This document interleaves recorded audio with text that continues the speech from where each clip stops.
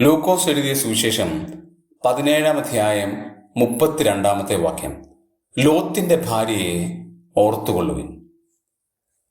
മറ്റൊരു വ്യക്തിയുടെ ഭാര്യയെ ഓർക്കുക എന്നുള്ളത് നല്ല ഒരു സ്വഭാവമല്ല. പക്ഷേ ഇവിടെ ലോത്തിന്റെ ഭാര്യയെ ഓർക്കാൻ ദൈവം തന്നെ പറഞ്ഞിരിക്കുകയാണ്. ലോത്തിന്റെ ഭാര്യയുടെ പേര് പറഞ്ഞിട്ടില്ല, ലോത്തിന്റെ ഭാര്യയെ ഓർക്കാനാണ് പറഞ്ഞത്. എന്തുകൊണ്ടാണ് അങ്ങനെ ഒരു പ്രസ്താവന കർത്താവ് ചെയ്തത്? ഒന്ന്, ഭൗമികത മാത്രം മുൻനിർത്തിയ ഒരു സ്ത്രീയായിരുന്നു ലോത്തിന്റെ ഭാര്യ. അവൾക്ക് സാമ്പത്തിക നന്മകളും അവളുടെ ഭൗമികമായ നന്മകൾ മാത്രമേ ഉണ്ടായിരുന്നു അവളുടെ ലക്ഷ്യം. രണ്ട്, ആത്മീക ദർശനമില്ലാത്ത ഒരു സ്ത്രീയായിരുന്നു. തൻ്റെ മക്കളെ എങ്ങനെ വളർത്തണമെന്നും അവരെ ആത്മീകമായി എങ്ങനെ പരിപോഷിപ്പിക്കണമെന്നും അറിയത്തില്ലാത്ത ഒരു സ്ത്രീ ഇന്ന് ഉപ്പുതൂണായി അവിടെ നിൽക്കുകയാണ്. എല്ലാവർക്കും ഒരു ഭയമായി അവിടെ നിൽക്കുകയാണ്.